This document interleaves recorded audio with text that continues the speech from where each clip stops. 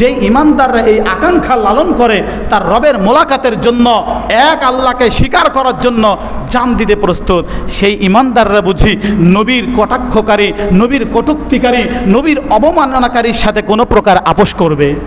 কথা বলেন, কোনো প্রকার আপোষ করবে? সে সরকারে উচ্চপদস্থ হোক, এমনকি রাষ্ট্রপ্রধানও যদি হয়, কখনোই কোনো ইমানদার এটাকে বরদাস্ত করবে না। আল্লাহু আল্লাহু আল্লাহু আল্লাহ। وقال تعالى ما آتاكم الرسول فخذوه وما نهاكم عنه فانتهوا واتقوا الله إن الله شديد العقاب. وقال رسول الله صلى الله عليه وسلم النكاح من سنتي من رغب عن سنتي فليس مني. وقال النبي صلى الله عليه وسلم من أحب سنتي فقد أحبني ومن أحبني كان معي في الجنة أو كما قال النبي عليه الصلاة والسلام. صدق الله مولانا العظيم وصدق رسوله النبي الأمي الكريم ونحن على ذلك لمن الشاهدين والشاكرين والحمد لله رب العالمين. وقال رسول الله صلى الله عليه وسلم جددوا إيمانكم. قيل يا رسول الله كيف نجدد إيماننا؟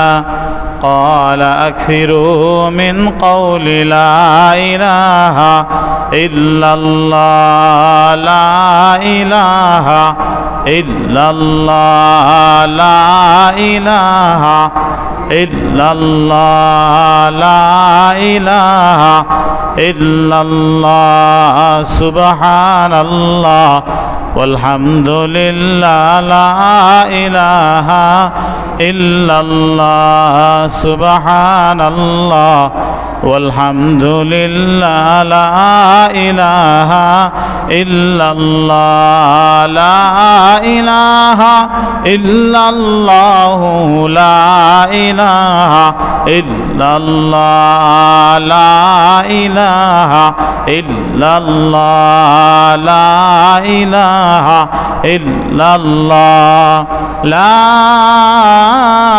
إله إلا الله محمد رسول الله صلى الله عليه وسلم. मोहम्मद ने आकर कुफ्र को मिटाया, कुफ्र को मिटाकर सदाकत बताया. बलगल उला बिकमालिही कशफत दुजा बिजमालिही हसनत जमीअ खिसालिही सल्लु अलैहि व आलिहि. रहे मेरे मस्कन हवाली काबा, बने मेरे मदफन दियारे मदीना. बलगल उला बिकमालिही कशफत दुजा बिजमालिही हसनत जमीअ खिसालिही सल्लु अलैहि व आलिहि. यहाँ हम सब मुसाफिर है, कब्र आखिर ठिकाना. कोई आगे रवाना है, कोई पीछे रवाना. बलगल उला بكماله كشف الدجى بجماله حسنت جميع خصاله صلوا عليه وعليه আলহামদুলিল্লাহ। মহান আল্লাহ জাল্লা শানুহু আম্মা নওয়ালুহুর আলিশান দরবারে লক্ষ কোটি শুকর সুজুদ যে মহান রব্বুল আলামিন আমাদেরকে অত্যন্ত ভালোবেসে তার অসংখ্য অগণিত বান্দাদের মধ্য থেকে বাছাই করে এই বৈরী আবহাওয়ার মাঝেও মহান হুকুম জুমার নামাজ আদায়ের উদ্দেশ্যে আল্লাহর ঘর মসজিদে আসার বসার কোরআন ও হাদিসের আলোকে কিছু কথা বলার এবং শোনার মতো তৌফিক দান করেছেন। সে মহান রব্বুল আলামিনের দরবারে অন্তরের সবটুকুন ভালোবাসাকে উজাড় করে দিয়ে ঈমানের আওয়াজকে উঁচু করে সকলেই সমস্বরে একযোগে কালামাতুশ শুকর আদায় করে বলি আলহামদুলিল্লাহ। লক্ষ কোটি দরুদ সালাম পেশ করছি সেই মহামানব বিশ্ব মানবতার মুক্তির দূত সৈয়দুল মুরসালিন শফিউল মুযনবিন আকায়ে নামদার তাজদারে মদিনা সরদার দো জাহান রহমাতুল লিল আলামিন জনাবে মুহাম্মদুর রাসূলুল্লাহ সাল্লাল্লাহু আলাইহি ওয়াসাল্লামের উপর আমরা সকলেই প্রাণ ভরে একবার দুরূদ পড়ি বলি সাল্লাল্লাহু আলাইহি ওয়াসাল্লাম। অসংখ্য অগণিত দয়া মাগফিরাত করছি সেই সকল মহা মনীষীদের জন্য যাদের অক্লান্ত পরিশ্রম দাওয়াত ও ত্যাগের বিনিময়ে আল্লাহ তাআলার মনোনীত দিন আমরা পেয়েছি। আল্লাহ সুবহানাহু ওয়া তাআলা যেন সেই সকল মহা মনীষীদের জান্নাতের সর্বোচ্চ মাকাম দান করে আমরা বলি আমিন। মুহতারাম হাজিরিন, রবিউল আউয়াল মাস চলছে। আমরা বিগত জুমায় বিশ্বনবী সাল্লাল্লাহু আলাইহি সাল্লামের পারিবারিক জীবন নিয়ে আলোচনা করছিলাম, বৈবাহিক জীবন নিয়ে আলোচনা করছিলাম। রাসূল আকরাম সাল্লাল্লাহু আলাইহি সাল্লামের বয়স যখন 25 বছর, সেই 25 বছর বয়সে মক্কার একজন সম্ভ্রান্ত পরিবারের সম্ভ্রান্ত একজন নারী আম্মাজান খাদিজাতুল কুবরা রাদিয়াল্লাহু তাআলা আনহা যখন তার বয়স ছিল 40, রাসূল আকরাম সাল্লাল্লাহু আলাইহি সাল্লামের বয়স 25, ঠিক সেই সময় হযরত খাদিজা রাদিয়াল্লাহু তাআলা আনহার বয়স ছিল 40 বছর এবং তার অতীতে দুইজন স্বামী ছিলেন প্রাক্তন। তো যাই হোক, আম্মাজান খাদিজা রাদিয়াল্লাহু তাআলা আনহা ছিলেন নবীজি সাল্লাল্লাহু আলাইহি সাল্লামের জীবনের প্রথম জীবন সঙ্গিনী। দীর্ঘ সময় আম্মাজান খাদিজাতুল কুবরা রাদিয়াল্লাহু তাআলা আনহা নবীজি সাল্লাল্লাহু আলাইহি সাল্লামকে সেই নবুয়তির পূর্ব থেকেই অর্থাৎ 25 বছর বয়স থেকে শুরু করে নবুয়তি লাভ করা 40 বছর বয়স পর্যন্ত এই দীর্ঘ 15 বছর এটা তো ছিলই। এর পাশাপাশি নবীজি সাল্লাল্লাহু আলাইহি সাল্লামের নবুয়তি পাওয়ার পরেও আরও 8ম বছর পর্যন্ত, আরও নবুয়তির 8 বছর পর্যন্ত একসঙ্গে ছিলেন, সংসার জীবনে লম্বা একটা সময় কাটিয়েছেন। আম্মাজান খাদিজা রাদিয়াল্লাহু তাআলা আনহা ছিলেন রাসূলুল্লাহ সাল্লাল্লাহু আলাইহি সাল্লামের সুখে দুঃখে বিপদে আপদে সর্ব অবস্থায় যিনি তাকে সান্ত্বনা দিতেন, সাহস যোগাতেন। কেননা আল্লাহ পাক কোরআনেও বলেছেন একজন স্ত্রী, একজন নারী হচ্ছেন একজন স্বামীর অর্ধেক, অর্ধাঙ্গিনী বলা হয়। হুন্না লিবাসুল লাকুম ওয়া আনতুম লিবাসুল লাহুন্না। আল্লাহ বলেন তারা তোমাদের পোশাক স্বরূপ, তোমরা তাদের পোশাক স্বরূপ। পোশাক যেমন মানুষের সম্মানকে রক্ষা করে, গরমের তাপ থেকে রক্ষা করে মানুষকে, শীতের কষ্ট থেকে মানুষকে ঠান্ডার প্রখরতা থেকে রক্ষা করে, ঠিক তদ্রূপ একজন স্ত্রী তার স্বামীকে, স্বামী তার স্ত্রীকে সকল ধরনের দুঃখ দুর্দশা হতাশা বিপদ আপদ দুশ্চিন্তা পেরেশানি থেকে একজন স্বামী তার স্ত্রীকে, একজন স্ত্রী তার স্বামীকে রক্ষা করে থাকে। এমনিভাবে স্বামী তার স্ত্রীর চরিত্র সতীত্বকে রক্ষা করে থাকে, স্ত্রী তার স্বামীর চরিত্র সতীত্বকে রক্ষা করে থাকে। এই জন্যই আল্লাহ বলেছেন অর্ধাঙ্গিনী একজন অন্যজনার পোশাক স্বরূপ। ঠিক তেমনিভাবেই আম্মাজান খাদিজাতুল কুবরা রাদিয়াল্লাহু তাআলা আনহা রাসূলুল্লাহ সাল্লাল্লাহু আলাইহি সাল্লামের অর্ধাঙ্গিনী হিসেবে লম্বা একটা সময় পার করেছেন নবীজির সাথে। নবুয়তের 8ম বছর যখন আম্মাজান খাদিজা রাদিয়াল্লাহু তাআলা আনহা ইন্তেকাল করেন, ঠিক ওই সময়টাতেও নবীজির বয়স তখন 48 বছরের মতো নবীজির বয়স।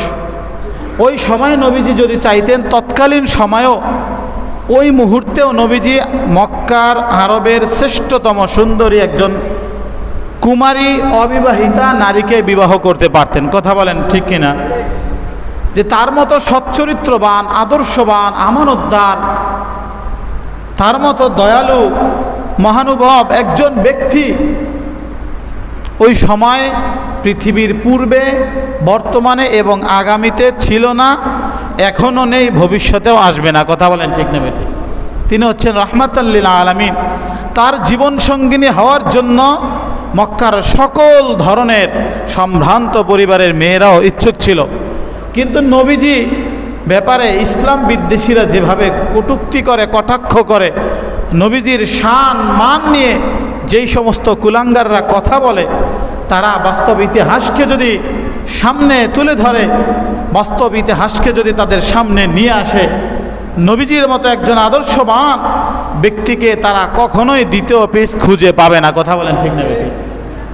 তো নবীজি সাল্লাল্লাহু আলাইহি সাল্লাম একে তো তার সহধর্মিণী আম্মাজান খাদিজা রাদিয়াল্লাহু তাআলা আনহাকে হারিয়েছেন। মাত্র 6 মাসের মাথায় তার প্রিয় চাচা আবু তালেব, যিনি তাকে সর্ব অবস্থায় তাকে সাপোর্ট দিয়েছিলেন, কাফেরদের অত্যাচার থেকে ঢাল স্বরূপ তাকে বাঁচিয়েছিলেন, রক্ষা করেছিলেন, তিনিও যখন দুনিয়া থেকে বিদায় নিয়ে চলে যান, একই বছরে চাচাজানকে হারিয়েছেন, সহধর্মিণীকে হারিয়েছেন। তিনি একজন নবী, তিনি সাইয়্যিদুল মুরসালিন, ইমামুল মুরসালিন, তিনি পৃথিবীর শ্রেষ্ঠ মহামানব, কিন্তু তার ভিতরেও একটা হৃদয় ছিল কি ছিল না? কথা বলেন, ছিল কি ছিল না? আনন্দ, বেদনা সব কিছুই তার ভিতরে ইফেক্টেড ছিল। তিনি ধৈর্যশীল ছিলেন, তিনি আল্লাহর হুকুমে ধৈর্য ধারণ করতেন। কিন্তু অন্যান্য মানুষ যেমন প্রিয়জনকে হারানোর কারণে ব্যথা অনুভব করে, নবীজির দিলেও তেমনটা অনুভব হয়েছে।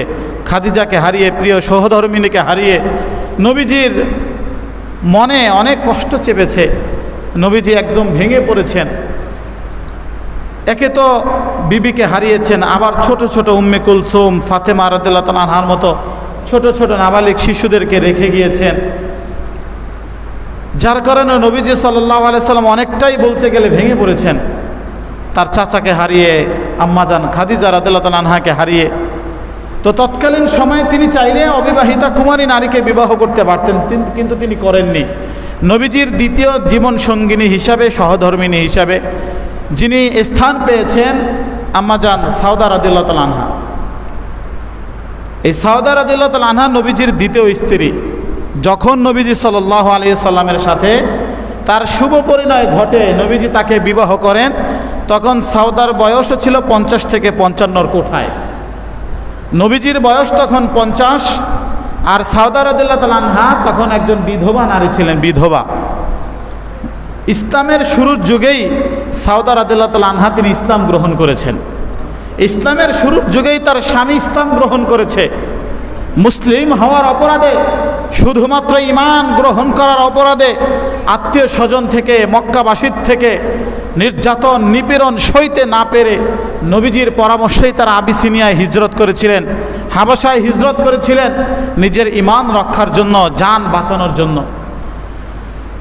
হিজরত করার পরে লম্বা একটা সময় সেখানে থেকে আবার যখন মক্কায় আসলেন, মক্কায় আসার পরে এই সাউদা রাদিয়াল্লাহু তাআলা আনহা তিনি একদিন স্বপ্নে দেখলেন যে নবীজি সাল্লাল্লাহু আলাইহি ওয়াসাল্লাম তার ঘরে এসেছেন। আসার পরে তার কাঁধ মুবারকের উপরে নবীজি সাল্লাল্লাহু আলাইহি ওয়াসাল্লাম কদম মুবারক রেখেছেন। এই স্বপ্ন দেখার পরে যখন তার স্বামীকে এই স্বপ্নের কথা বললেন, তো তার স্বামী বললেন যে অচিরেই আমি ইন্তেকাল করব এবং ইনশাআল্লাহ তুমি নবীজি সাল্লাল্লাহু আলাইহি ওয়াসাল্লামের সহধর্মিণী হিসাবে তুমি স্থান পাবে। ঠিক কিছুদিন পরে আবার স্বপ্নে দেখলেন আম্মাজান সাউদা রাদিয়াল্লাহু তাআলা আনহা তিনি হেলান দিয়ে আকাশের দিকে তাকিয়ে আছেন। তো দেখলেন হঠাৎ করে আকাশের চাঁদ সেটা খসে আম্মাজান সাউদা রাদিয়াল্লাহু তাআলা আনহার শরীরে এসে পড়েছে, ঘরে এসে পড়েছে। এটা দেখার পরেও আবার তার স্বামীকে তিনি এই স্বপ্নের কথা উল্লেখ করার পরে তার স্বামী বললেন, আল্লাহর কসম অচিরেই আমি ইন্তেকাল করব এবং তুমি নবীজির সহধর্মিণী হবে, নবীজির সাথে তোমার বিবাহ হবে। যাই হোক, ওই অবস্থাতেই আম্মাজান সাউদা রাদিয়াল্লাহু তাআলা আনহা প্রথম স্বামী অসুস্থ হয় এবং ওই অসুস্থতায় মারা যান। দীর্ঘ একটা সময় সাউদা রাদিয়াল্লাহু তাআলা আনহা ছোট্ট একটা শিশু আব্দুর রহমানকে নিয়ে একাকিত্বে দিন কাটিয়েছেন, অভাব অনটনে দিন কাটিয়েছেন। কোথাও আশ্রয় পাননি তিনি, যেহেতু তিনি মুসলমান, তার পরিবার ছিল খ্রিস্টান, কেউ তাকে আশ্রয় দেয়নি। মুসলমান হওয়ার অপরাধে কেউ তাকে জায়গা দেয়নি, সহযোগিতা করেনি। নবীজি সাল্লাল্লাহু আলাইহি সাল্লামের দূর সম্পর্কে এক খালা ছিল খাওলা। এ খাওলা রাদিয়াল্লাহু তাআলা আনহার ঘরে তিনি আশ্রয় নিলেন এবং সেখানেই অনেক দুঃখ কষ্টের মাঝে, অভাব অনটনের মাঝে তার স্বামীহারা জীবন তিনি কাটাতে লাগলেন। একদিন খাওলা রাদিয়াল্লাহু তাআলা আনহা নবীজির ঘরে এসে দেখেন, যিনি ছিলেন রাষ্ট্রপ্রধান, আপনি চিন্তা করেন, যিনি ছিলেন রাহমাতুল লিল আলামিন, যিনি ছিলেন সাইয়্যিদুল মুরসালিন, যিনি ছিলেন ইমামুল আম্বিয়া, তিনি নিজের ঘরে থালা বাসনগুলো নিজ হাতে পরিষ্কার করছেন। ঘরে তো কোনো কাজের লোক ছিল না, নিজেই পরিষ্কার করছিলেন। খাওলা রাদিয়াল্লাহু তাআলা আনহা দেখে বললেন, হে মুহাম্মদ সাল্লাল্লাহু আলাইহি সাল্লাম, আপনি শোনেন, আমি কাজগুলো সেরে দেই। কাজ কমপ্লিট করার পরে তিনি বললেন যে এই মুহূর্তে ছোট ছোট মাসুম বাচ্চাদেরকে লালন পালন করার জন্য, আপনার সংসার দেখার জন্য আপনার অবশ্যই একজন সহধর্মিণী দরকার।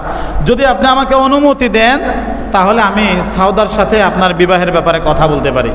সাউদা সে একজন সৎ চরিত্রবান একজন নারী, এমন একজন দায়িত্ববান, বুঝমান, বিবেকবান একজন নারী। সে একজন বিধবা নারী, ছোট্ট একটা নাবালেক শিশু তার রয়েছে। আপনি যদি বলেন, অনুমতি দেন হে মুহাম্মদ সাল্লাল্লাহু আলাইহি সাল্লাম, তাহলে আমি আপনার সাথে তার বিবাহের ব্যবস্থা করতে পারি। নবীজি সাল্লাল্লাহু আলাইহি সাল্লাম সায় দিলেন। দ্বিতীয় স্ত্রী হিসাবে তিনি সাউদা রাদিয়াল্লাহু তাআলা আনহাকে গ্রহণ করলেন। আপনি চিন্তা করেন, মক্কার সম্ভ্রান্ত ব্যক্তি, সম্ভ্রান্ত পরিবারের একজন সন্তান, কুরাইশ বংশের সন্তান, যার জন্ম থেকে শুরু করে অলৌকিক ঘটনায় ভরপুর, হাজারো মুজিজা, হাজারো কারামত দিয়ে ভরপুর যার জিন্দেগি, নবুয়তি পাওয়ার পরেও বহু ধরনের মুজিজা আল্লাহ পাক আমাদের নবীজি সাল্লাল্লাহু আলাইহি সাল্লামকে দেখিয়েছেন, দিয়েছেন উম্মতকে এই ইসলামের প্রতি আকৃষ্ট করার জন্য, তার নবীর প্রতি আনুগত্যশীল করার জন্য। সেই নবী তিনি কোনো কুমারী, কোনো অবিবাহিতা নারীকে গ্রহণ না করে একজন বিধবা, একজন অসহায়, একজন দরিদ্র নারীকে সন্তান সহ আশ্রয় দিয়েছেন। বলেন, এই কাজটা কি তার অন্যায় হয়েছে নাকি হাজার হাজার গুণ পুণ্যের কাজ হয়েছে? আওয়াজ করে বলেন, অন্যায় হয়েছে না পুণ্যের কাজ হয়েছে? নিঃসন্দেহে একটা কল্যাণের কাজ হয়েছে। একজন বিধবা নারীকে তিনি আশ্রয় দিয়েছেন। যখন তিনি চাইলে অবিবাহিতকে বিবাহ করতে পারতেন, সেটা না করে একজন সন্তান সহ বিধবা নারীকে তিনি আশ্রয় দিয়েছেন। যেই সমস্ত কুলাঙ্গার, যেই সমস্ত বেজন্মা ইসলাম বিদ্বেষী, যাদের ইসলাম নিয়ে গাত্রদাহ রয়েছে, সেই সমস্ত কুলাঙ্গাররা এমন একজন নবীর চরিত্র নিয়ে কথা বলে, যেই নবীর প্রথম স্ত্রী ছিলেন একজন বিধবা নারী, যার বয়স তার চেয়ে 15 বছর বেশি ছিল। যেই নবীর দ্বিতীয় স্ত্রীর বয়স সমান সমান অথবা তার চেয়ে কিছু পরিমাণ বেশি ছিল, তার চেয়ে কম ছিল না। এবং ওই নারীও, দ্বিতীয় স্ত্রীও ছিলেন নবীজির বিধবা ছিল, সন্তান সহ ছিল, তাকে আশ্রয় দিয়েছেন। তার মানে নবীজির দুইজন স্ত্রীর পরিচয় আমরা পেলাম। প্রথম হচ্ছে উম্মাহাতুল মুমিনিন খাদিজাতুল কুবরা রাদিয়াল্লাহু তাআলা আনহা, যিনিও বিধবা ছিলেন, নবীজির চেয়ে বয়সে বড় ছিলেন।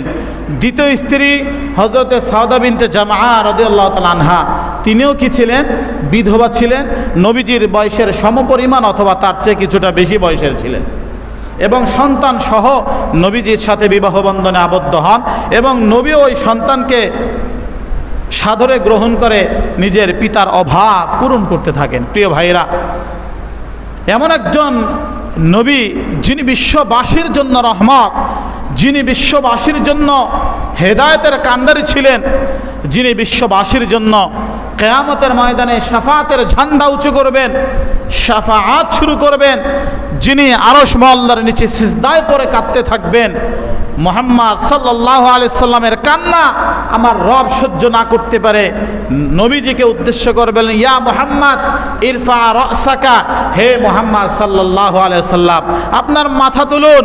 তায়েফের ময়দানে কেঁদেছেন, সহধর্মিনী হারানোর পরে কেঁদেছেন, আবু তালেবকে হারানোর পরে কেঁদেছেন, কাফের মুশরিক মুরতাদদের অত্যাচারে নির্যাতিত হয়ে নির্বাসিত হয়েছেন, মাতৃভূমি ছেড়েছেন, কেঁদেছেন।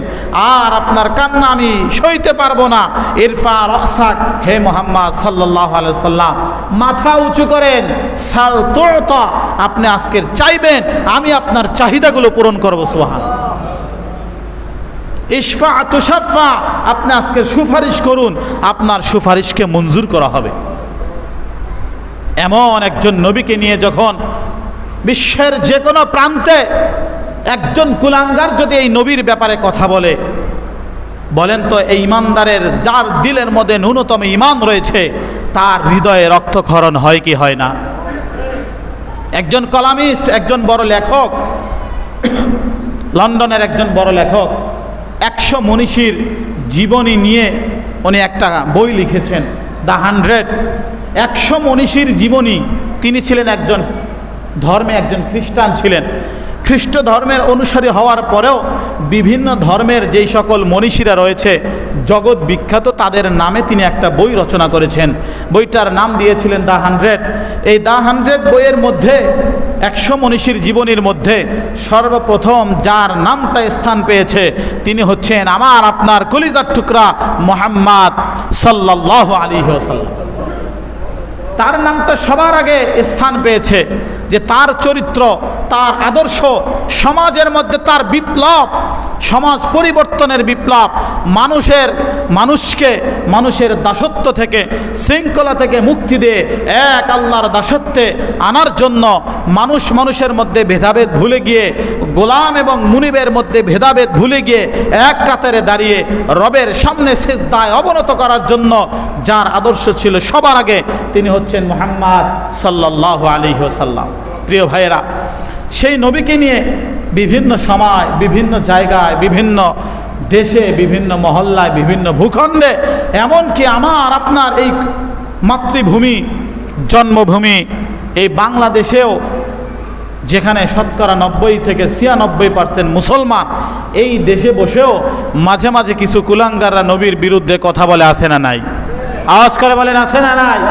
কুলাঙ্গার যে কয়টা রয়েছে, নবী বিদ্বেষী যে কয়জন রয়েছে, শুধুমাত্র ধর্মপ্রাণ মুসলমানের সন্তানরা, নাবালেগ বাচ্চাগুলো যদি পেশাব করে দেয়, এই সমস্ত কুলাঙ্গারের বাচ্চাগুলো এই দেশ থেকে ভেসে গিয়ে ওই দিল্লির দাদাবাবুদের কাছে গিয়ে পড়বে। কথা বলেন ঠিক না ঠিক? এই দেশে বসে কথা বলে শুধুমাত্র মুসলমানরা সহনীয় আচরণ করে। মুসলমানরা যদি কোনো উচ্ছৃঙ্খল আচরণ করত, একজন নাস্তিক বাংলাদেশে থাকার মতো সুযোগ পেত না। কথা বলেন ঠিক নেবে? ইসলাম প্রত্যেকটা ধর্মবর্ণের মানুষকে স্বাধীনভাবে চলার অধিকার দিয়েছে। ইসলাম প্রতিটা শ্রেণী পেশার মানুষকে যার যার স্বাধীনভাবে চলার বলার মতো অধিকার দিয়েছে। কিন্তু ইসলাম কখনোই তার নবীকে, আল্লাহকে নিয়ে কটাক্ষকারীকে, কটূক্তিকারীকে এক মুহূর্ত এই পৃথিবীতে জমিনে বেঁচে থাকার মতো অধিকার আল্লাহ পাক দেয় নাই। কথা বলেন ঠিক না ঠিক? শাতেমে রাসূল, গুস্তাখে রাসূল, নবীর বিরুদ্ধে কথা বলা ব্যক্তি, নবীর বিরুদ্ধে কটাক্ষ কটূক্তি করা ব্যক্তি, তার নিজস্ব কোনো ধর্ম পরিচয় থাকতে পারে না, ওই ব্যক্তির কোনো রাজনৈতিক পরিচয় থাকতে পারে না, ওই ব্যক্তির কোনো দলীয় পরিচয় থাকতে পারে না, ওই ব্যক্তির নিজস্ব কোনো ব্যক্তিত্ব পরিচয় থাকতে পারে না। কোনো মুমিন এবং কোনো মুসলমান যার দিলের মধ্যে নবীর প্রতি সামান্য পরিমাণ ভালোবাসা রয়েছে, সে কখনো দলমত দেখবে না। যেখানেই কোনো কুলাঙ্গার নবীর বিরুদ্ধে কথা বলবে, সঙ্গে সঙ্গে তার প্রতিবাদে গর্জে উঠবে, ইমানের অগ্নিস্ফুলিঙ্গ দিয়ে তাকে ভস্ম করে দিবে। কথা বলেন ঠিক নেবে ঠিক? প্রিয় ভাইয়েরা, শুধুমাত্র আমরা সহনীয় আচরণ করছি বিদায় আজকের বিভিন্ন জায়গায় সাহস পাচ্ছে। কিছুদিন পর পর এক একটা জায়গায় এক একটা কুলাঙ্গারের মাথা বের হয়। কথা বলেন ঠিক নেবে ঠিক? কিছুদিন পর পর দেখে যে মুসলমানদের ইমান নিভু ইমান, যেই মুসলমান আজান শুনলে মসজিদে নামাজে যায় না, যেই মুসলমান নবীর সুন্নাতকে পরোয়া করে না, দেখি সেই মুসলমানদের নবীদেরকে নিয়ে একটু কটাক্ষ করে দেখি না মুসলমান কি করে। প্রতিটা বার সাধারণ মানুষ দেখিয়ে দিয়েছে। কথা বলেন ঠিক না ঠিক? প্রতিবার যেখানেই নবীকে নিয়ে কটাক্ষ করা হয়েছে, আপনারা দেখেছেন বেশ কিছুদিন আগে সম্ভবত ভোলায়, হ্যাঁ, নবীকে নিয়ে কটাক্ষ করেছে, ব্যঙ্গ করেছিল। একদম উত্তম মাধ্যম দিয়ে তার পাওনা বুঝিয়ে দেওয়া হয়েছে। কথা বলেন ঠিক নেবে ঠিক?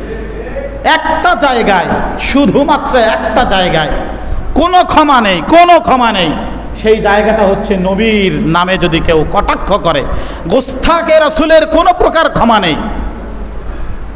এটা হানাফি মাযহাব, মালিকি মাযহাব, হাম্বলি মাযহাব, শাফি মাযহাব, আহলুল হাদিস বলেন, লামাযহাবি বলেন, যত দল রয়েছে ইসলামী মনর, ইসলামী গণনার যত রকমের দল আছে, কারো মধ্যেই এই ব্যাপারে কোনো মতানৈক্য নেই, ইখতিলাফ নেই যে গোস্তাকে রাসূলের সর্বোচ্চ শাস্তি হচ্ছে মৃত্যুদণ্ড। কথা বলেন ঠিক নেবে?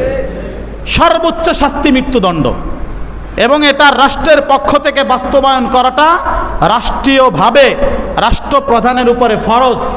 নামাজ যেমন প্রতিষ্ঠা করা ফরজ, যাকাত যেমন আদায় করা ফরজ, সামর্থ্যবানের উপরে হজ যেমন ফরজ, মাহে রমজানে রোজা যেমন ফরজ, একজন কুলাঙ্গার যে শাতেমে রাসূল, গোস্তাকে রাসূল, তার মৃত্যুদণ্ড বাস্তবায়ন করা, নিশ্চিত করা রাষ্ট্রপ্রধানের উপরে ফরজ। কথা বলেন ঠিক নেবে?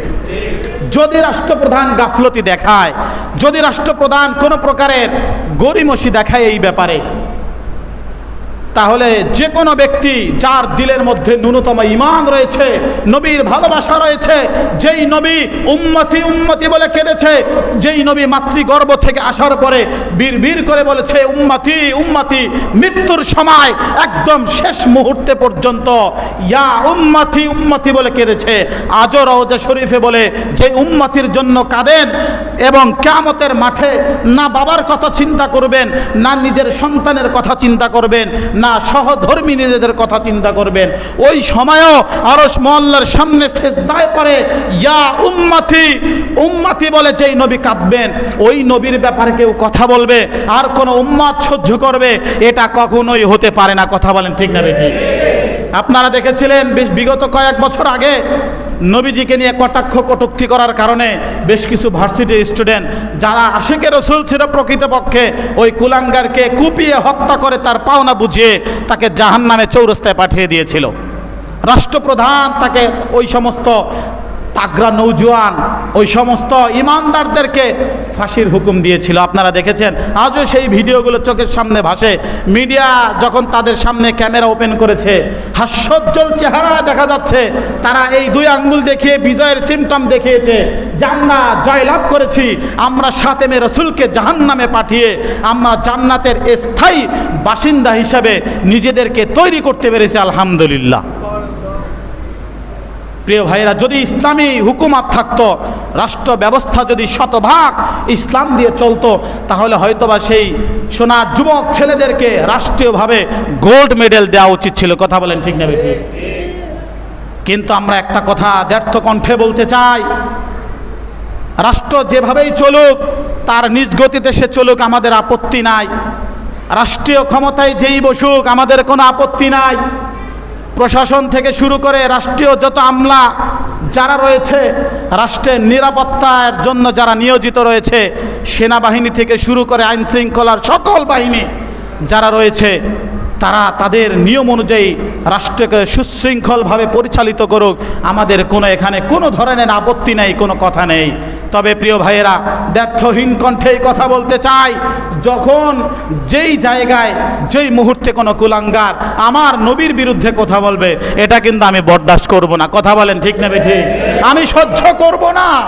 আপনি বলবেন গুলি করব, আরে মৃত্যুর জন্য তো মুমিন মুসলমান সর্ব অবস্থায় বুক পেতে দিতে প্রস্তুত। সামান্য কোটা আন্দোলনে যদি আবু সাইদের মতো একজন তাগড়া নৌজওয়ান বুলেটের সামনে বুক পেতে দিতে পারে, যেই নবীর জন্য মৃত্যুবরণ করলে জাহান্নাম আল্লাহ হারাম করে দিবেন, জান্নাত ওয়াজিব করে দিবেন, সেই নবীর জন্য মরতে বুঝি আমি দ্বিধাবোধ করব? যেই নবী বলেছেন তুহফাতুল মুমিনিল মাউত, মৃত্যু হচ্ছে ইমানদারের জন্য উপহার স্বরূপ, গিফট স্বরূপ, হাদিয়া স্বরূপ। তো সেই ইমানদার কখনো মরতে ভয় পায় না। কথা বলেন ঠিক না বেঠিক? ইমানদার কখনো মৃত্যুকে ভয় করে না, কেননা মৃত্যুই হচ্ছে একমাত্র তার রবের সাথে মোলাকাতের উত্তম মাধ্যম। ঠিক না বেঠিক? আল্লাহ বলেন কুল ইন্নামা আনা বাশারুম মিসলুকুম ইউহা ইলাইয়া আন্নামা ইলাহুকুম ইলাহু ওয়াহিদ। নবী হে, আপনি বলুন ইন্নামা আনা বাশারুম মিসলুকুম, আমিও তোমাদের মতো একজন মানুষ। নবীও আমাদের মতো একজন। নবীকে চিমটি কাটলে তিনি ব্যথা পেতেন কি পেতেন না? নবীর দেহে কোথাও ক্ষত হলে সেখান থেকে রক্ত বের হতো কি হতো না? আমার আপনার মতো তিনি একজন হাড্ডি মাংসে রক্তে করা একজন মানুষ ছিলেন। তবে হ্যাঁ, পার্থক্য আছে।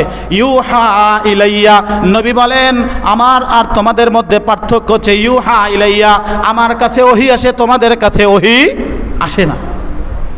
আন্নামা ইলাহুকুম ইলাহু ওয়াহিদ, আমার কাছে আমার রব ওহী পাঠিয়েছেন, তোমাদের রব হচ্ছেন একজন। ইলাহুকুম ইলাহু ওয়াহিদ, সে রব হচ্ছে এক অদ্বিতীয়, যার কোনো শরীক নাই।